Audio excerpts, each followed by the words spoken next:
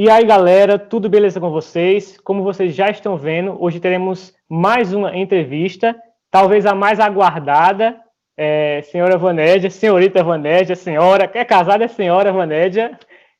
Saiba que as multidões clamavam: Manuel, quando você vai chamar a Vanédia para participar do canal? Manuel, leva a Vanédia. Mas hoje ela está aqui, pessoal. As multidões eram as vozes da sua cabeça, né? Falando isso. Nada, tem muitos amigos que clamavam pela sua parceria aqui no canal.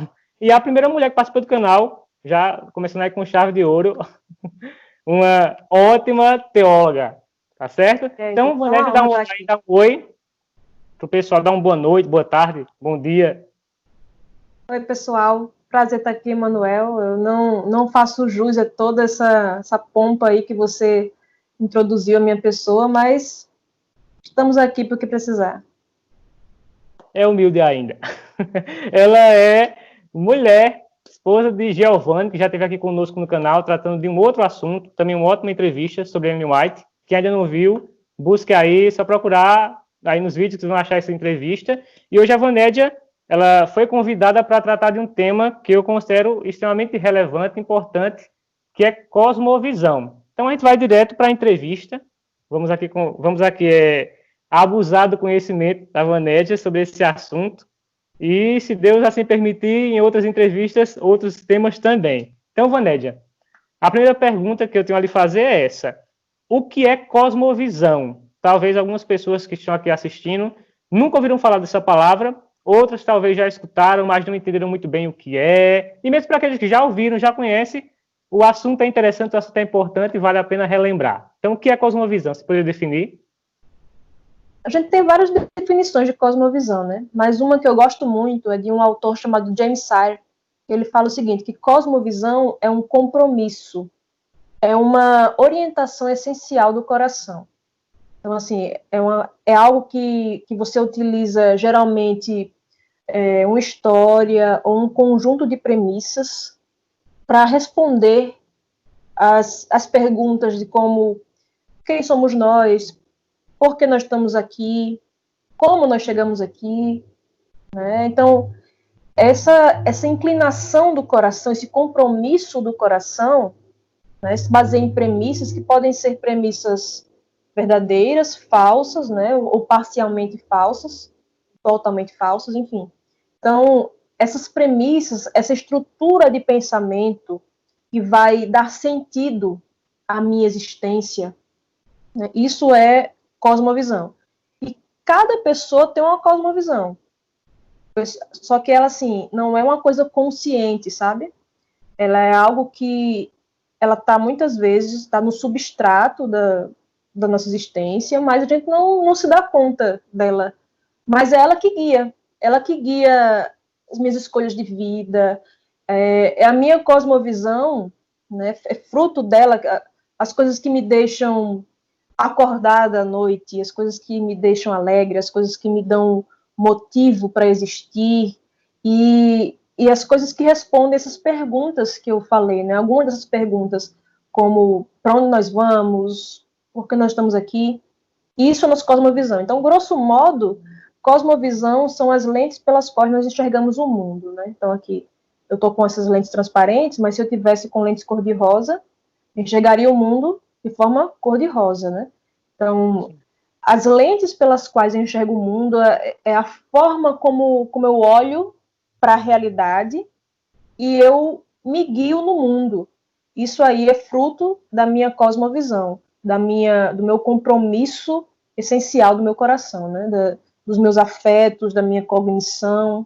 Então, isso é a cosmovisão. E todo mundo tem uma cosmovisão, mesmo que não se aperceba disso. Beleza.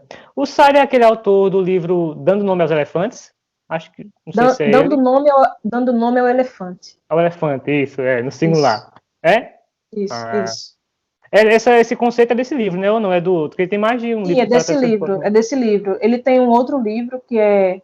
A gente, inclusive, vai ter um espaçozinho, né, para falar sobre indicações de livros e tal, mas ele tem um outro livro chamado O Universo ao Lado, que é um livro excelente também. Perfeito. Então, ele tem mais, já né? tem... Tem mais livros, mas esses, ele tem mais livros, mas esses dois são as duas obras, digamos assim, principais dele. Perfeito. Então, já definido o que é cosmovisão, né? Você poderia explicar aí para o nosso público em que consiste a cosmovisão cristã? Então, a cosmovisão cristã, como eu falei, né? Partindo do ponto que nós falamos, que a cosmovisão é um compromisso, né? É uma orientação essencial do coração.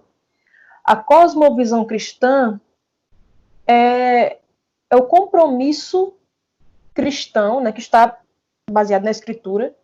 Então, a Escritura vai guiar qual é a orientação essencial do coração daquele que se chama pelo nome de cristão, né? Então, quando você vai ver na Bíblia, Deus ele fala muito sobre a glória dele, né? Que ele tem uma fixação, digamos assim, mas não no mau sentido, pela sua glória. Porque, claro, se Deus é o ser maior que existe no universo, e o ser maior que existe no universo é digno de toda adoração, então Deus ele precisa comunicar para nós, né, o quanto ele é glorioso, o quanto ele é digno de ser louvado. E ele, como ele não tem a quem louvar, né, porque não tem ninguém maior que ele, então ele tem que falar sobre a glória dele mesmo, porque é isso que move nossa existência. Então, nós fomos criados para glorificar a Deus e gozá-lo eternamente, né? É o que diz a Confissão de Fé de Westminster. Então, a gente precisa encarar o chamado cristão como um chamado para glorificar a Deus. Então, como é que a gente glorifica a Deus? A cosmovisão cristã vai estabelecer que nós glorificamos a Deus em tudo que nós fazemos. É o que Paulo fala lá em Atos 17, né? Nele vivemos, nos movemos e existimos. Então, se nele, se em Cristo nós vivemos, nos movemos e existimos, não pode haver nada que esteja fora dessa glória de Deus. Né? Uma frase muito famosa de um pensador cristão, também muito reconhecido, chamado Abraham Kuyper, ele diz que não há um único milímetro quadrado no universo que Cristo não possa olhar e dizer, é meu. Tudo pertence a Cristo. Então, se tudo pertence a Cristo, a forma como eu vou enxergar o mundo é olhar para o mundo pretendendo a maior glória de Cristo. Para que Cristo seja mais glorificado. Então, Cristo precisa ser glorificado na forma como eu encaro o meu trabalho, na forma como eu encaro o meu casamento, na forma como eu encaro a criação dos meus filhos, na forma como eu encaro a forma como eu enxergo a arte, a cultura, a ciência, a economia e tudo mais. Então, como a cosmovisão é esse compromisso, essa inclinação essencial do coração, toda a inclinação do coração cristão, né? Então a cosmovisão cristã vai se basear em premissas bíblicas, e o que a Bíblia diz é que Cristo merece toda a honra e toda a glória. E como a visão cristã acerca do ser humano é que o ser humano é um todo indivisível, que não tem aspectos físicos, mentais, espirituais separados uns dos outros, compartimentados, mas todos esses aspectos estão interligados.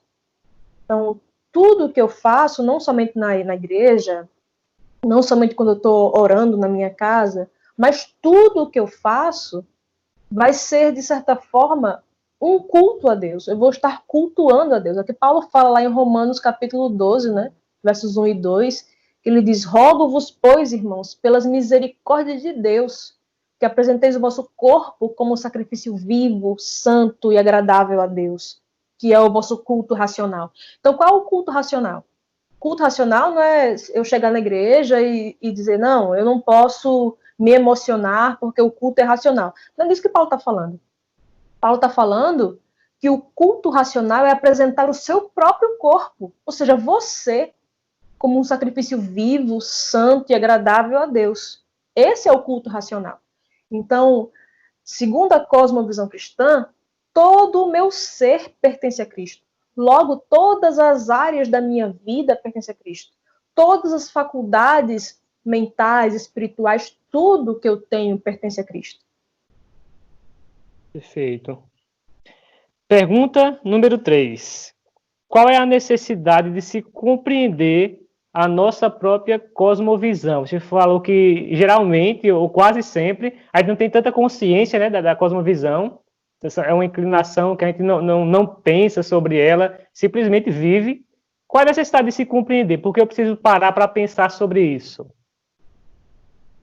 Eu creio que isso vai ter, essa pergunta e a resposta dela a gente poderia dar uma resposta psicológica a ela, poderia dar uma resposta teológica, porque a minha cosmovisão vai influenciar em cada uma dessas áreas. Aquilo que eu penso sobre Deus, aquilo que eu penso sobre mim mesma, né? Então, se eu não entendo a minha cosmovisão, eu não entendo os anseios da minha mente, as angústias do meu coração, eu não entendo as escolhas que eu tomo. Então, assim, conhecer a nossa cosmovisão nos dá uma ideia, peraí, por que eu penso como eu penso? Por que eu ajo como eu ajo? Sabe? Então, se a gente desconhece isso, a gente fica à deriva, assim, né? A gente simplesmente existe, né? E a gente não pensa sobre o mundo. Uma coisa que difere o ser humano dos animais é exatamente essa capacidade de pensar sobre si mesmo, de ter autoconsciência, né? Sei lá, um golfinho, por mais inteligente que ele seja, ele não pensa, por que tem tanto lixo nos oceanos? Ele não pensa sobre isso. Ele não pensa, por que eu estou aqui?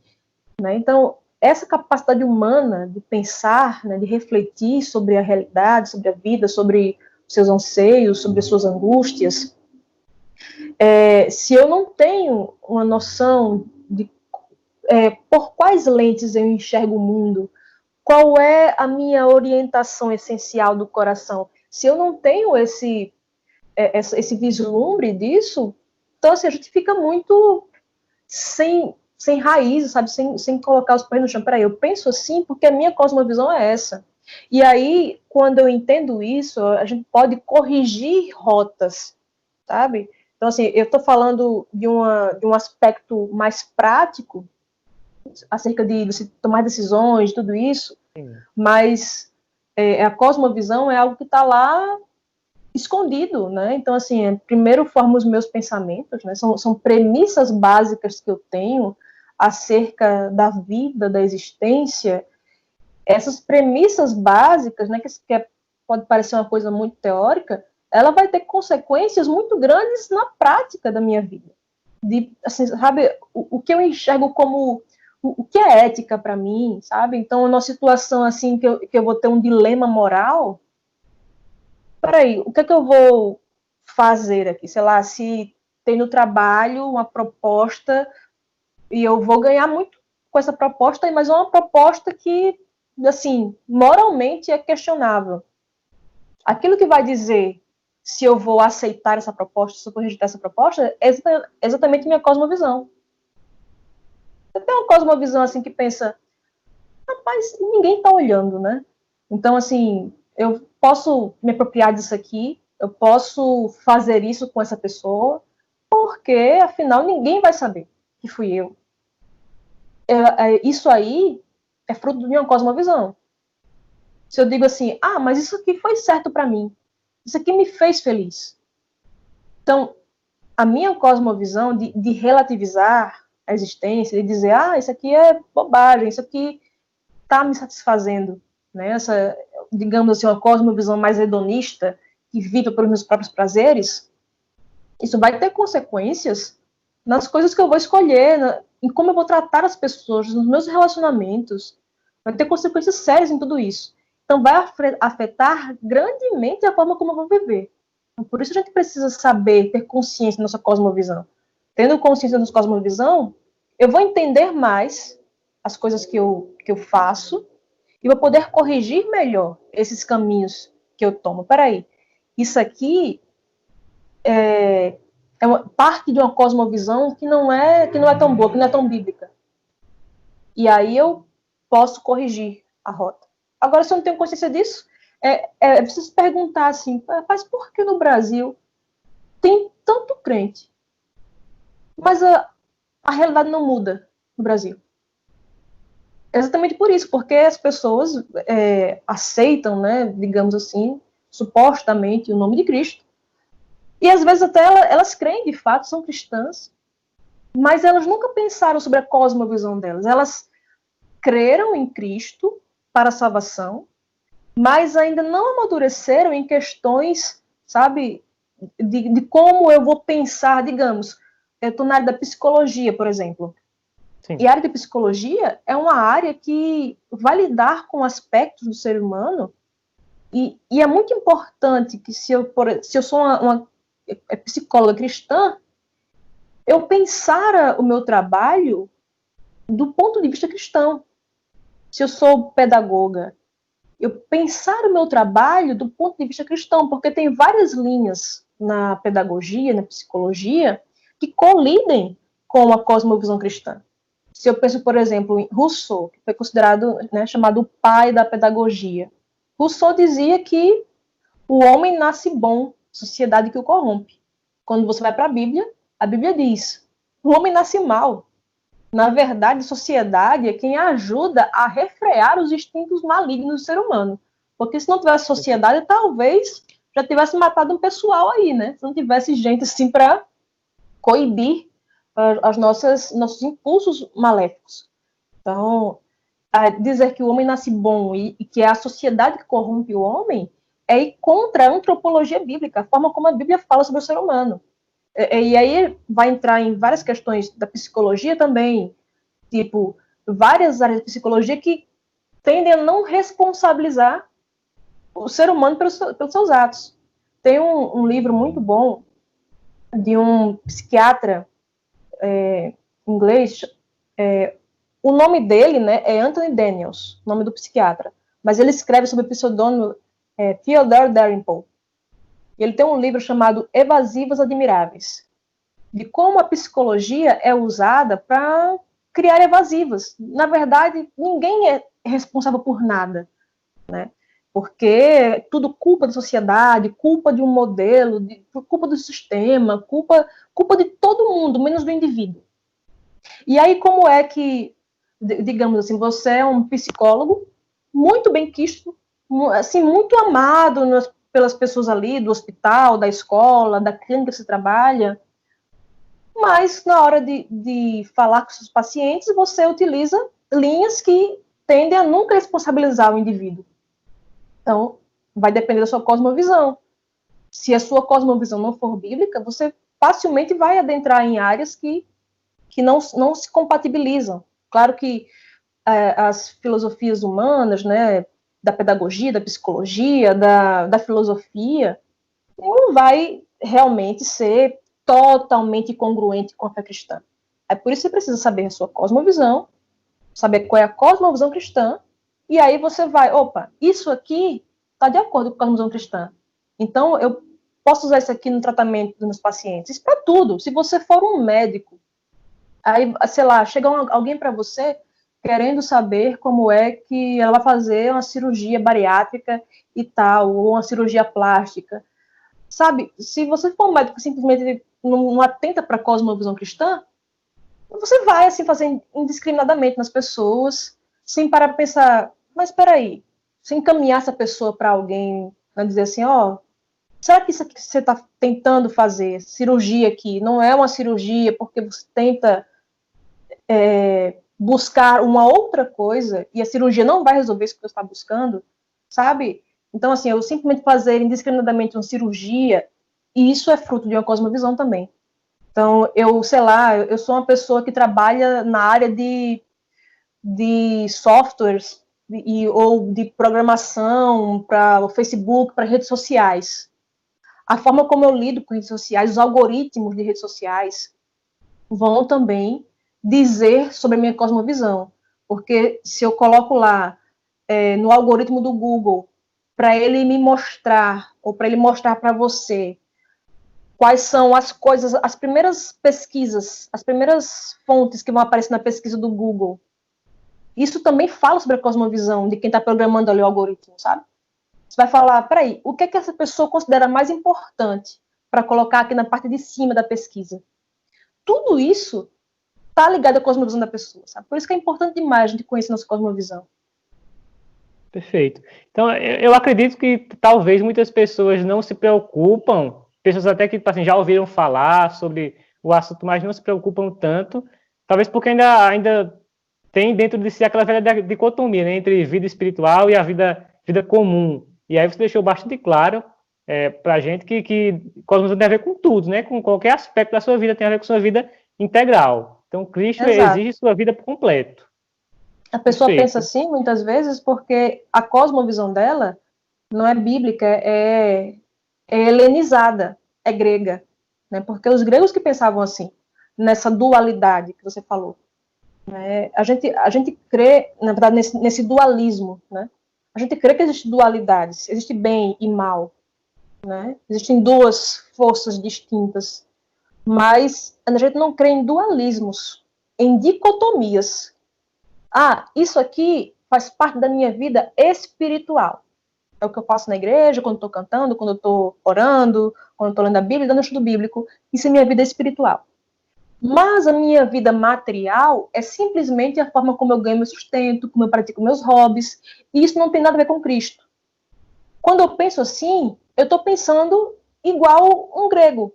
Porque o grego é que pensava assim, Platão, ele dividia o mundo em dois mundos, né, em dois âmbitos de existência. Existia o mundo sensível, né, que era, na verdade, o mundo material. Ele chamava de mundo sensível porque é o mundo que você podia perceber pelos sentidos, que você podia tocar, que você podia cheirar e enxergar. Esse mundo sensível, para Platão e os gregos, era mau.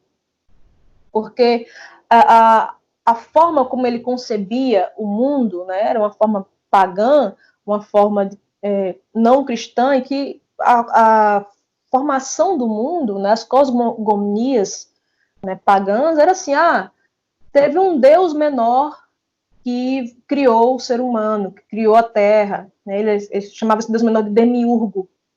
Demiurgo foi lá e criou esse mundo material.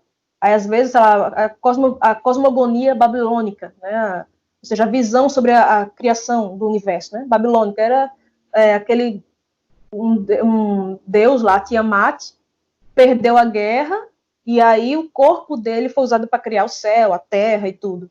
Então, assim, sempre deuses guerreando.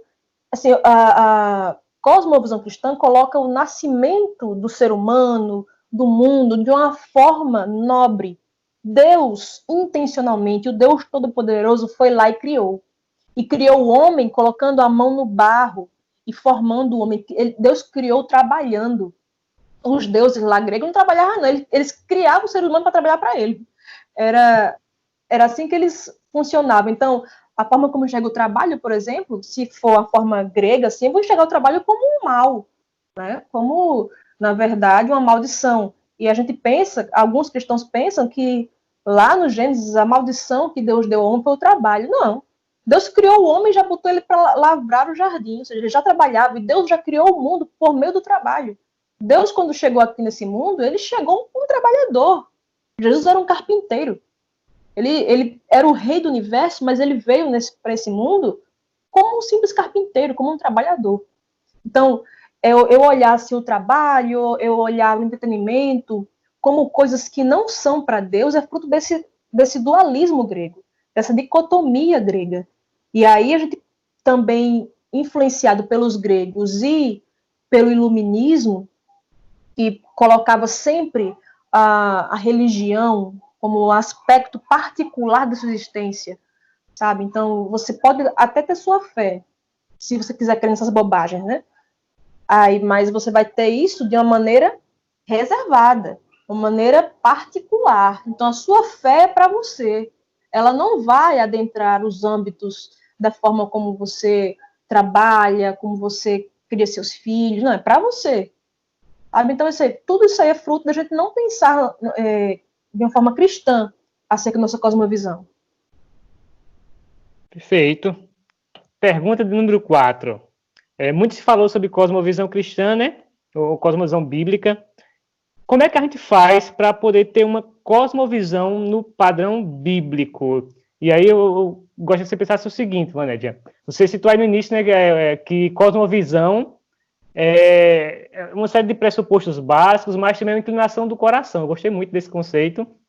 Por quê? Porque, por vezes, a gente até tem um certo nível de consciência dos pressupostos que a Bíblia apresenta, mas a gente teima em não seguir, a gente teima em fazer o que é errado. Ou seja, saber, e você vai falar sobre isso, que saber é extremamente importante e relevante, mas parece que muitas vezes saber não é suficiente, porque a gente sempre termina caindo no erro, escolhendo o que é errado. Então, explique para a gente como é que a gente faz para poder ter uma cosmovisão bíblica, no que diz respeito a esses pressupostos e no que diz respeito a uma própria inclinação, a um coração que é preso à vontade de Deus, é escravo da vontade de Deus. Uhum. Bom, eu creio que, primeiramente, parte desse ponto aí que você mencionou, do saber. Aí a gente sabe que saber apenas não é suficiente, mas muitas pessoas não estão nem no ponto de saber. Elas sequer conhecem a sua fé. Então, primeiro de tudo, saber. Então, eu tenho que conhecer. É como Paulo falou, né? Eu sei em quem tenho crido. E estou bem certo que é poderoso, né? Assim, ele vai guardar o meu tesouro até aquele dia. E ele sabendo quem ele cria, do poder de Deus, ele tinha, veja só, como eu falei, como isso vai influenciar a nossa visão sobre o mundo. Paulo tinha uma esperança acerca, com relação à morte, com relação a várias coisas, porque ele sabia. Então estava baseado no que ele sabia. A gente precisa primeiro, sabe, buscar, assim, ter fome, de fato, da palavra de Deus. E buscar a gente vencer um pouco a preguiça, né? E a gente vai também, que vai nos ajudar a vencer essa preguiça também, vai depender da nossa cosmovisão também, né? É um ciclo vicioso. Aí a gente transforma num círculo virtuoso, né? Então, tipo, por que eu tenho preguiça de ler a Bíblia? Também é fruto da minha cosmovisão. Mas se eu entendo, se a partir de agora eu estou consciente da minha cosmovisão, aí eu vou conseguir mais vencer a preguiça.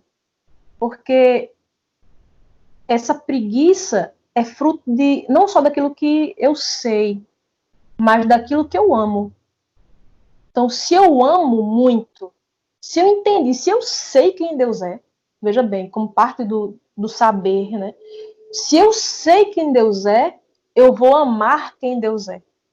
Quando eu amo quem Deus é, então eu vou me comprometer com Ele. Vou me comprometer com Sua palavra. E aí, todo o esforço que eu fizer para estar em contato com Sua palavra vai ser pouco. Eu sei, Manuel, o quanto tu ama Aniele. Então, todo esforço que você faz para estar perto de Aniele é pouco, porque você ama Aniele de uma tal forma que isso não é um sacrifício demasiadamente grande, porque tudo vale a pena para estar junto de Aniele, é ou não é? Com certeza. Então, muito mais quando a gente ama a Deus.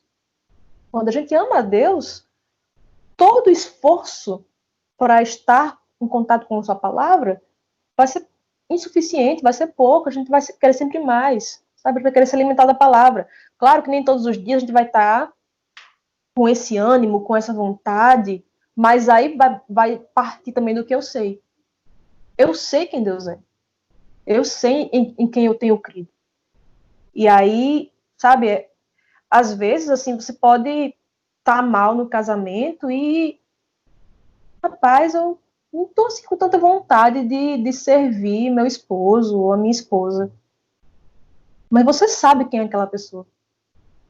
E o saber disso vai guiar, sabe, vai sustentar o amor. Sabe, a aliança que você fez com aquela pessoa vai sustentar o amor. Né? Então, quando a gente conhece quem Deus é, quando a gente, de fato, né, se converte, então é necessário a gente também pensar nisso. Eu sou convertida? Porque se eu não sou convertida, né, essa conversa aqui nem vai surtir tanto efeito. Eu sou convertida, Cristo, eu entendo que Cristo morreu no meu lugar, aquela morte era minha, Cristo me salvou, Cristo me resgatou.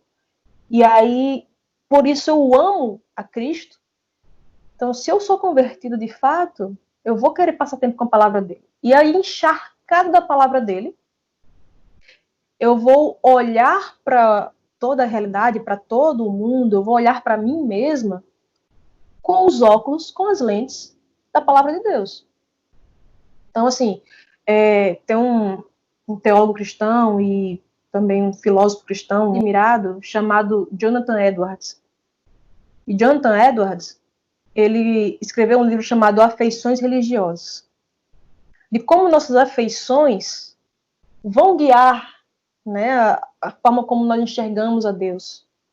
Então, se os meus afetos estão, de fato, nos lugares corretos, estão ordenados, estão de maneira teorreferentemente ordenados, aí eu vou ter prioridades, eu vou colocar o contato com Deus, com sua palavra, por meio da oração, vou colocar isso em primeiro lugar.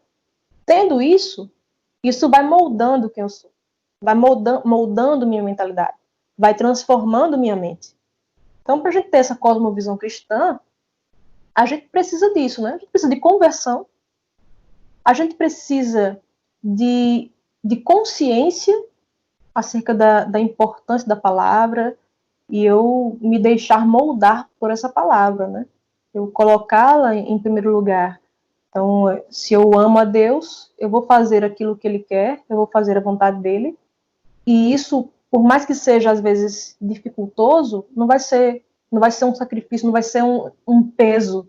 É igual assim, você tem a obrigação de dar carinho à Aniele? Você tem a obrigação de dar carinho à Aniele. Mas você vai fazer isso porque você é obrigado a isso? Não. Embora seja uma obrigação, é um dever e um prazer, se você ama a Aniele. Da mesma forma, é com o cristão. Quando eu quero que minha cosmovisão seja cada vez mais bíblica, esse é o meu dever, mas é também o meu prazer. Se eu sei quem Cristo é, e por isso eu o amo. Então eu não vou medir esforços para isso. Perfeito. Quinta pergunta, essa aqui é importante. Qual a maior dificuldade na hora de estabelecermos uma cosmovisão cristã sobre as variadas áreas da vida? Já sabendo que cosmovisão vai abranger toda a vida, né? Todas as áreas, aspectos da vida. Quais são as dificuldades que a gente encontra nesse percurso aí de conseguir entender e aplicar a cosmovisão correta? A minha maior dificuldade, você está aqui falando com ela, né? Sou eu mesmo. Então, é meu próprio coração, minhas próprias tendências pecaminosas, a própria ruindade mesmo que eu tenho em mim, vai ser uma dificuldade muito grande para que a gente tenha essa cosmovisão cristã. Então, assim, o nosso coração, que é pecaminoso, é o primeiro obstáculo, né? Porque a cosmovisão é essa orientação essencial do coração. E qual é a orientação básica, aquilo que vem de fábrica do coração humano? Segundo a palavra de Deus, é exatamente uma orientação para o mal. Não para Deus, não para o bem. Então, essa natureza, e assim, é que a gente nasceu com ela, veio de fábrica. Então, a gente vai ter esse problema. E isso aí vai nos inclinar a uma série de coisas, como, por exemplo, essa visão grega mesmo. Então, primeiro está dentro de nós, né, que é pecaminoso, e também o que está fora de nós, que é fruto de outros corações pecaminosos também. Então, a gente vai ter essas cosmovisões que eu falei aí, né? Tipo, a forma grega de encarar o mundo. O mundo foi criado por um Deus inferior, então esse mundo é inferior, o mundo material é inferior, e o mundo das ideias, que Platão chamava, né? Esse mundo aí é que é o mundo que, de fato, vale a pena. Então, as coisas que eu faço aqui nessa terra não são importantes, assim, os trabalhos, como era Platão, como é que os gregos enxergavam o trabalho mais mecânico, sabe, da lavoura. Né, Aristóteles disse que a filosofia nasce do ócio, nasce dessa... As pessoas que estão lá, né, que são menos capazes intelectualmente, precisam fazer aquilo ali mesmo, para poder deixar as pessoas mais brilhantes, livres para poder pensar. E isso que, na verdade, era a grande atividade, era o pensar, o pensamento. Essas coisas aí são coisas menores, porque lidar com o mundo material, o mundo sensível, era uma coisa menor. Então, a minha própria maldade do meu coração vai fazer com que eu olhe essa maldade do coração do outro, assim, né, essa ideia falsa que essa pessoa tem, e digo, olha só que coisa bonita, faz sentido. Por isso que aí a gente vai olhar para um trabalho, sei lá, de faxineira, e a gente vai, não, esse trabalho aí não é bom não, sabe? Porque a gente tem essa visão grega. Primeiro, essa visão encontrou eco no meu coração, você sabe? Deu, como os jovens dizem hoje em dia, né? Deu match, bateu ali, e aí pronto. Então, o nosso coração e as filosofias por aí fora são uma grande dificuldade para a gente colocar em prática, né, a cosmovisão bíblica. Eu não sei se isso tem alguma relação também, não sei se você conhece esse autor, é James Smith. Ele tem um livro que é Você é o que você ama. Aí ele vai falar Isso. sobre liturgia, o poder das liturgias, as liturgias seculares, etc. Teria alguma coisa a ver também esses nossos hábitos ruins que a gente termina fazendo, as nossas liturgias seculares atrapalham também a nossa cosmovisão, hábitos que a gente nem percebe, e por outro Também. lado, aquilo que a gente chama de disciplinas espirituais nos auxiliariam nessa Sim, jornada. sim, também. A gente ter esses hábitos, né? Porque o coração, o cérebro, ele entende, né? Quando você cria um hábito, ele entende que aquilo ali é importante, aquilo ali é natural para você fazer. Então, esses rituais, assim, que a gente, por exemplo, quando você sai de casa para assistir um evento, é diferente de você assistir esse mesmo evento pelo YouTube. É diferente. No YouTube você se cansa mais, você sabe. Imagina você escutar uma música ao vivo e o playback. Não é diferente? Seu cérebro não entende de uma forma diferente. Com certeza. Então, esses rituais, né, que a gente faz manda mensagens para nós mesmos também. Né? É fruto do nosso coração e também manda mensagens para o nosso coração de que, olha, eu considero isso aqui importante. Isso aqui é essencial. E aí nosso coração vai entendendo isso, né? É necessário que a gente tenha essa conversa, esse diálogo com a nosso próprio coração, né? Você vê lá o salmista, ele fala: por que estás abatida, ó minha alma? Por que te perturbas? Aí ele fala assim, fala para a própria alma dele confiar em Deus. A gente pregar para nossa própria alma, sabe? E a gente prega para nossa própria alma, nosso próprio coração, por meio também daqueles rituais que a gente adota. Né? Então, se eu tenho como um ritual sempre orar antes de viajar, por exemplo, meu cérebro entende que estar em contato com Deus, consultar a Deus para todas as coisas, é importante. Então, isso também vai facilitar. Se eu tenho bons hábitos, né, se eu crio esses bons hábitos, vai fazer com que a gente tenha algo mais firme na nossa mente, de que aquilo ali de fato é importante. Tem casos assim de pais que quando você vai ver assim, o pai salva o filho de coisas assim inacreditáveis. Já teve caso, eu já vi notícia de pai que abriu a boca de um jacaré para tirar o filho de dentro. E a boca de um jacaré são vários quilos ali, você tem que abrir com um pé de cabra, coisa assim muito, muito forte. O pai mergulha num lago, abre a boca de um jacaré, a mãe mergulha atrás e tira o filho de dentro. Pede para ele abrir a boca de um jacaré agora, ver se ele abre. Não abre de jeito nenhum. Por que ele abriu? Porque ali, dentro da boca do jacaré, estava o objeto do amor dele.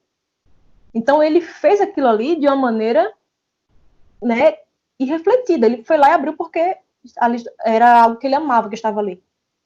Agora, se a gente adquirir hábitos, se, digamos, ele vai treinando a musculatura dele para abrir a quantidade de quilos suficiente para abrir a boca de um jacaré. Ele vai fazendo isso, né? Mesmo que ele não seja impulsionado por algo tão forte ali, como no caso era o filho, mas aí se a gente cria, se a gente educa nosso cérebro, se a gente vai criando músculos, né, assim, exercitando nossos músculos espirituais para estar em oração, para tudo isso, vai também facilitar. Beleza. Nossa penúltima pergunta é a seguinte: como a cosmovisão cristã ela pode contribuir na sociedade? Quais seriam os pontos positivos? Como é que essa cosmovisão, esse entendimento, esse modo de enxergar o mundo bíblico contribuiria de alguma forma para a sociedade em geral? Não só falando em termos de possibilidades, falando em termos de realidade, como ela já contribuiu, você tem, por exemplo, a gente acompanhou aí, né, vários protestos nos Estados Unidos com relação ao racismo e tudo. E quando a gente olha para a escravidão, a gente vê que quem acabou a escravidão na Inglaterra foram as lutas cristãs para que a escravidão fosse acabada. Porque eles partiam da cosmovisão cristã de que todo ser humano é a imagem de Deus. Se todo ser humano é a imagem de Deus, um ser humano não pode escravizar outro. Aí havia, claro, que leituras também erradas. Você vê a escravidão sendo retratada no Antigo Testamento, só que as pessoas pegam, né, fazem essas leituras assim, não veem como é que Deus tratava a escravidão ali. Era muito pouco assim vantajoso você ter um escravo. Você tem que dar, se você, não era como a escravidão aqui que a gente teve no Brasil, que o dono do escravo fazia o que ele queria, batia.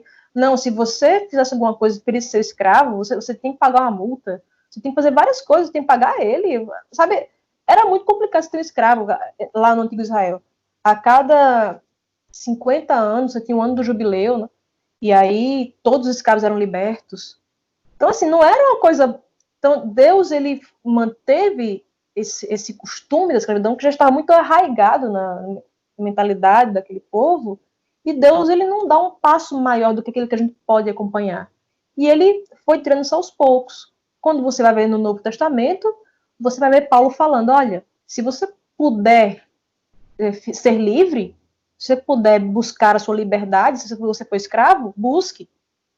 Porque naquele tempo você ficava escravo por várias coisas, né? Não era você ser, não era o tráfico humano, que a Bíblia condena assim veementemente o tráfico humano.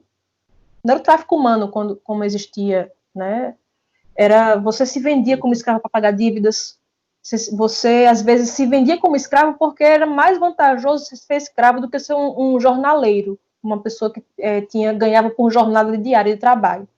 Então tinha várias circunstâncias ali na sociedade que faziam com que a escravidão existisse, mas aí Paulo fala, olha, se você é senhor de escravo, você vai tratar seu escravo com amor. Se você é um escravo, você vai tratar seu senhor com amor. Você vê isso lá em Colossenses, né? Paulo falando aos escravos, aos senhores de escravos. Então, assim, isso aí, né, embora houvesse essas leituras erradas com relação à escravidão, que era totalmente outra, você viu os cristãos, né, falando, olha, isso aqui é um ser humano, e foi criado à imagem de Deus. Você não pode pegar essa pessoa, arrancar lá do seu local, trazer para outro local e simplesmente escravizá-la na sua casa. E aí você vê vários nomes como William Wilberforce, um cristão abolicionista, John Wesley, que era um cristão que ele era... John Wesley parece que ele era meio assim, sabe? Bem contundente. Ele tinha um jornal que ele publicava chamado John Wesley, o Abolicionista. Imagina só. E aí ele publicava esse jornal, né, falando com relação à abolição da escravatura e tudo. E a Inglaterra, ela quase faliu para poder libertar os escravos. Mas, opa, o povo pensava assim, se a gente não libertar, quem que vai cuidar das lavouras? Quem que vai fazer isso? Não importa. Cosmovisão cristã diz que mesmo sob prejuízo, você não pode manter uma pessoa em escravidão. A Inglaterra quase faliu para poder pagar indenizações aos donos de escravos e tudo mais, mas libertou os escravos por causa da cosmovisão cristã. Então, a própria forma como a gente encara o negro, a mulher, tipo, na Grécia, o berço das civilizações, a Grécia, a mulher não era nada. Então, assim, quem era o cidadão, por exemplo, em Roma? Quem era o cidadão romano? Era a pessoa que era um homem adulto. Essa pessoa era um cidadão, ela podia votar, ela podia fazer uma série de coisas. Mas mulher, criança, não era nada. Então, assim, o valor que é dado à mulher hoje é fruto da cosmovisão cristã. Porque a cosmovisão cristã diz que a mulher é a imagem de Deus também. Jesus tratou as mulheres, você vê lá, João 4, quando Jesus falou com a mulher junto ao poço, a forma como Jesus lidou com a mulher pecadora. Então, isso confere dignidade intrínseca à mulher, porque ela é um ser humano. Então, isso modificou demais. Você vê outras culturas, como é que elas enxergam, né, a mulher, como é que enxergam a criança. Os cristãos, durante muito tempo, lá em Roma, ficaram sendo conhecidos como canibais. Porque, a gente vai e joga fora a criança, porque em Roma era assim, se a criança não fosse desejada, por qualquer motivo, se ela tivesse algum defeito físico, se ela estivesse chorando demais, era jogada fora. Jogada em monturos de lixo pegando fogo. Era uma coisa descartável. E aí os cristãos iam lá e resgatavam essas crianças. Peraí, para que alguém quer uma criança que ninguém quer? Só pode ser para comer. Porque não tem outra finalidade uma criança. Era fruto da cosmovisão romana, grega. E aí, mas a cosmovisão cristã dizia, esse ser aqui tem dignidade intrínseca a ele.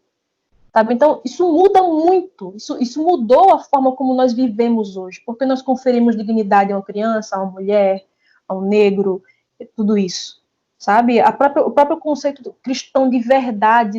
Existem verdades que são absolutas. Não importa se você acha que o negro vale menos. Isso não importa nada.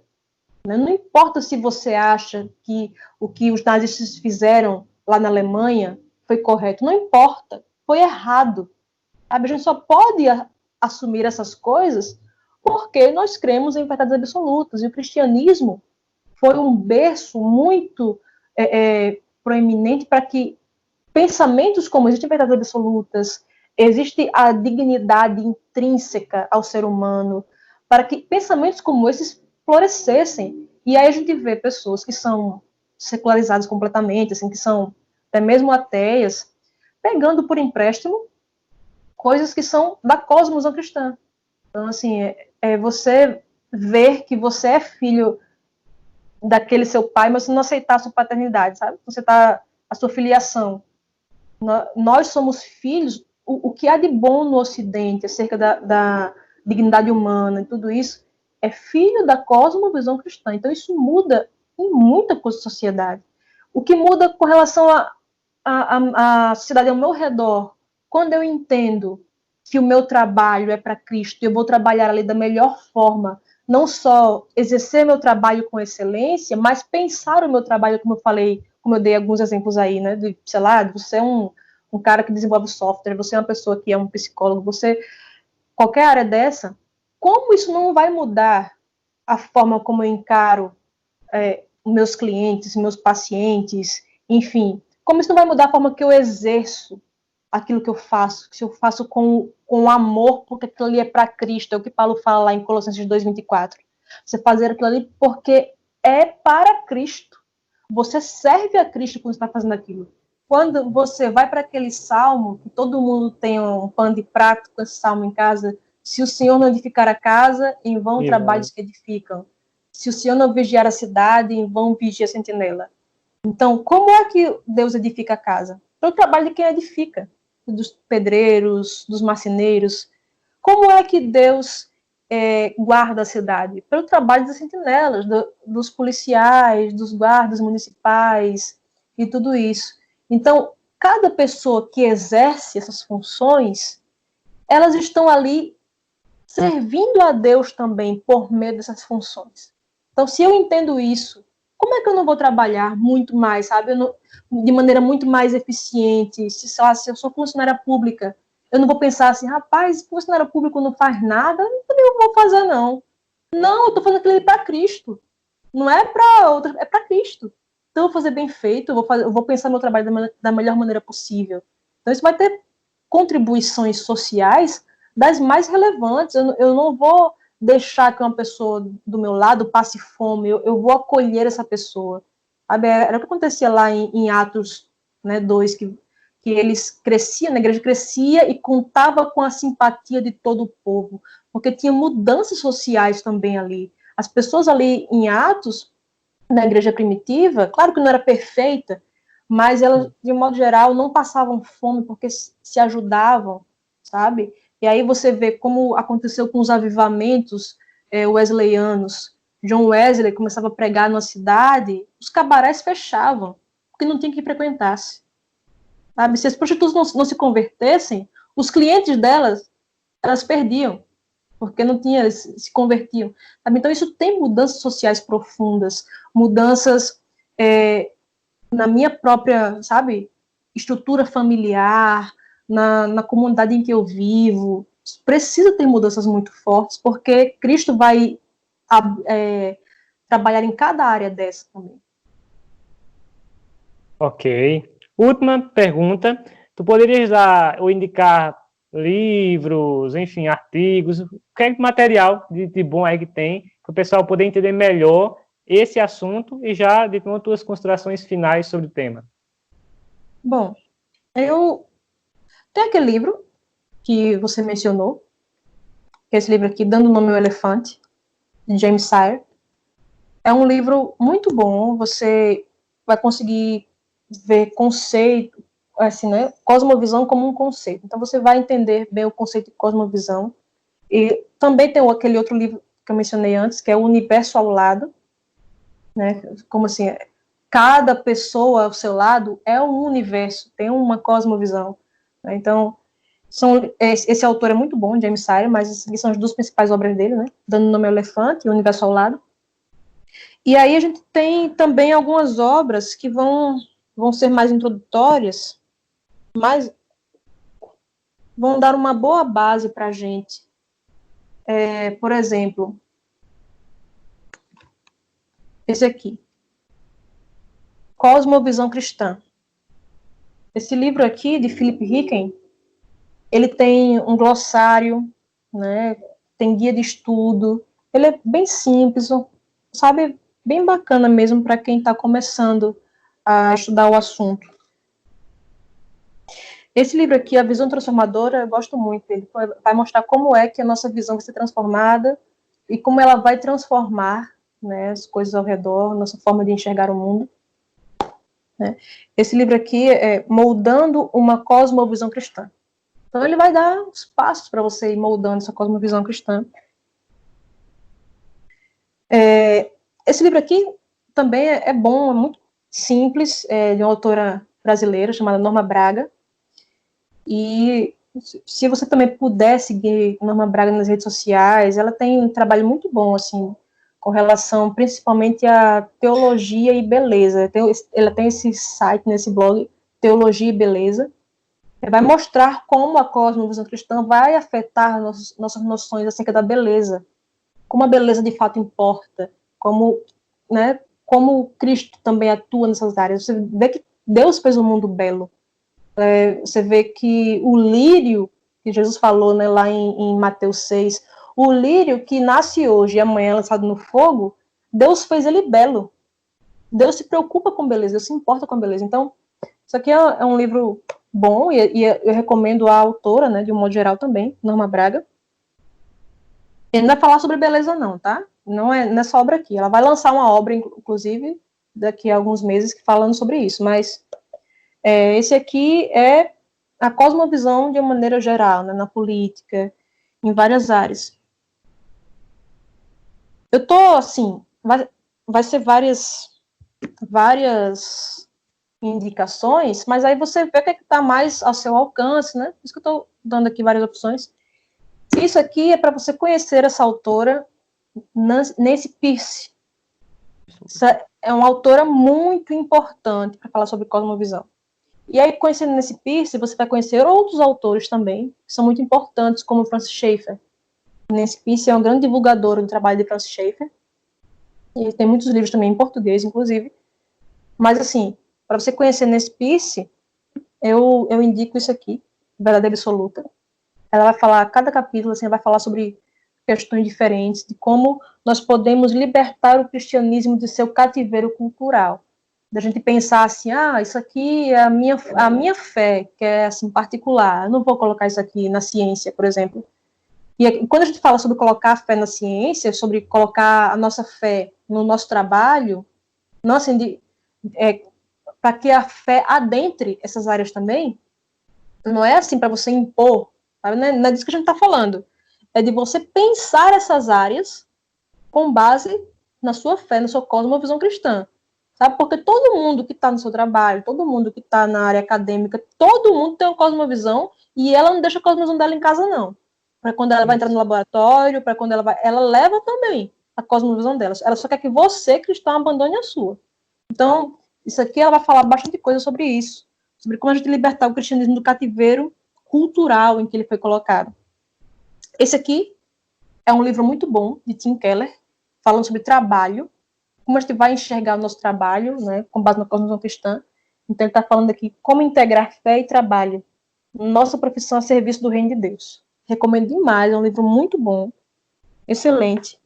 E a última recomendação que eu vou fazer é esse livro aqui, que infelizmente ele não é mais publicado, mas é para vocês conhecerem, né, se vocês puderem encontrar em sebo, enfim. Esse livro aqui, O Adventista e a Cultura Pop. São autores adventistas, tem vários autores aqui.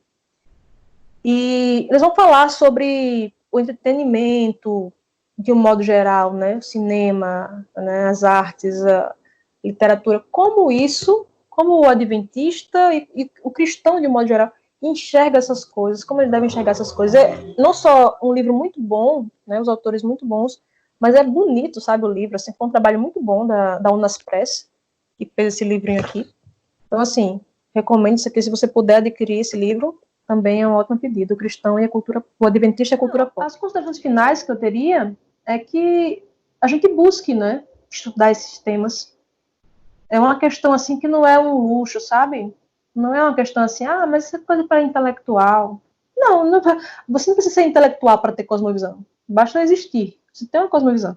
Então, a questão é, como é que nós vamos fazer com que a nossa cosmovisão, com que a nossa visão de mundo, com que a nossa orientação essencial do nosso coração seja algo teorreferente, centrada em Deus, na sua palavra, né? E aí, a gente não consegue isso de uma hora para outra, né? Como é que a gente vai oferecer nosso corpo como sacrifício vivo, santo, agradável a Deus? Como é que a gente vai render esse culto racional? Render esse culto com tudo que eu sou, com o meu corpo inteiro, com o meu trabalho, com o meu lazer, com tudo. Então, a gente tem que se dedicar a isso, sabe? A gente precisa abandonar, que também, inclusive, poderia entrar naquela outra questão que você perguntou, né? Quais são as dificuldades? Uma dificuldade também é o anti-intelectualismo. Esse anti-intelectualismo que, para eu exercer minha fé, é só com o meu coração mesmo, eu não preciso desse negócio.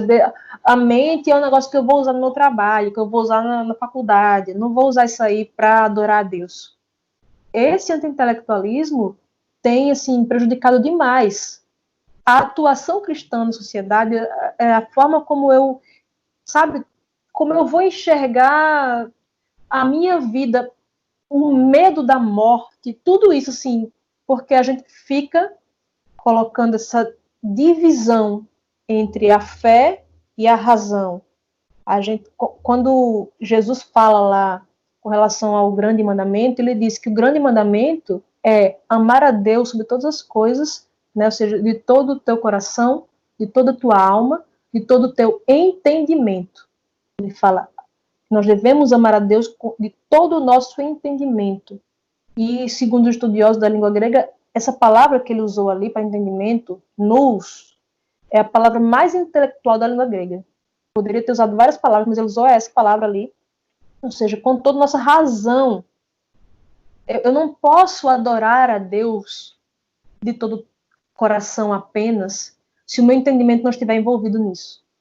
Isso faz parte do grande mandamento, é amar a Deus de todo o nosso entendimento. Então, claro que cada um vai fazer isso na sua esfera, né? E tem pessoas que são mais dadas, de fato, à área acadêmica, pessoas que são mais dadas a estudar mesmo, mas cada um de nós pode fazer isso na sua esfera, se dedicar com as suas limitações e tudo. Claro que Deus conhece nossas limitações, ele não vai, como C.S. Lewis disse, né?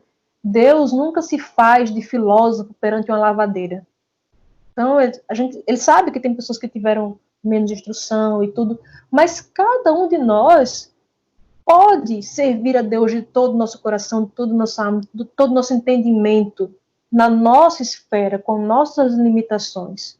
A gente vê muitas pessoas que estão lá na área acadêmica, que são excelentes acadêmicos, mas que não entendem a fé cristã, sabe? Na questão da fé. Porque a fé é só uma questão do coração. Eu vou lá na igreja, eu levanto a mão, eu oro, eu escuto o sermão e vou para casa, e depois aquilo ali não se relaciona mais em nada com minha vida, sabe? É só um momento ali para eu colocar ali, eu extravasar, eu fazer, pronto. Depois, na segunda-feira, aquilo ali não se relaciona mais em nada. No máximo, eu vou ser uma pessoa que vou tratar bem meus colegas de trabalho, meus vizinhos, minha família, mas aquelas coisas ali não são de fato aplicáveis à forma como eu estou no meu dia a dia, sabe? Então, isso é um problema que precisa mudar. E a gente vai mudar isso a partir do momento que a gente entender que isso é um problema, que a gente precisa melhorar, que a gente precisa se dedicar, sabe? E não só isso é algo para intelectuais ou para pessoas específicas, não, isso é para o cristão. Se você é cristão, você precisa pensar a sua forma de encarar o mundo, você precisa se debruçar sobre a palavra de Deus, debruçar sobre livros que são também, né, usados por Deus para nos alimentar, para nos, né, é para isso que existe o corpo de Cristo, né, para que eu não tenho tudo que você não tem as coisas que eu tenho, então a gente está num corpo para isso. Você vai produzir uma obra, eu leio e sou abençoada, né, eu não posso ter preguiça para isso. A gente pode ficar assim, achar que tudo tem que ser fácil, sabe? Quando você quer aprender uma coisa de fato, você quer aprender não sei, a cozinhar, não é fácil, você se queima, você gasta horas ali fazendo uma comida que dá errado depois, você se frustra, depois você tenta de novo. Então, a gente sabe que tudo é difícil, mas com a Bíblia a gente quer que seja fácil. Por quê? Porque talvez esteja faltando a gente amar a Deus de todo o nosso coração, de toda a nossa alma, de todo o nosso entendimento. Quando a gente passar a fazer isso, a gente vai entender que todo sacrifício, todo esforço é pouco. Vai ser um dever e também um prazer. Amém, amém. Vanédia, muito obrigado por essa participação, por essa sua contribuição aí. Foi muito bom. Logo, logo, pode ter certeza que eu estarei aí, de alguma forma, lhe incomodando. Dessa vez eu pretendo ter dose dupla, você e o seu marido, para tentar conversar sobre um outro assunto aí, mas muito obrigado, tá certo? Deus continue abençoando Eu que seu ministério, seu agradeço casamento. A paciência aí. Obrigada. Amém. Deus abençoe. Pessoal, então é isso. Um abraço a todos. Que o Senhor abençoe a cada um de vocês. Tchau, tchau.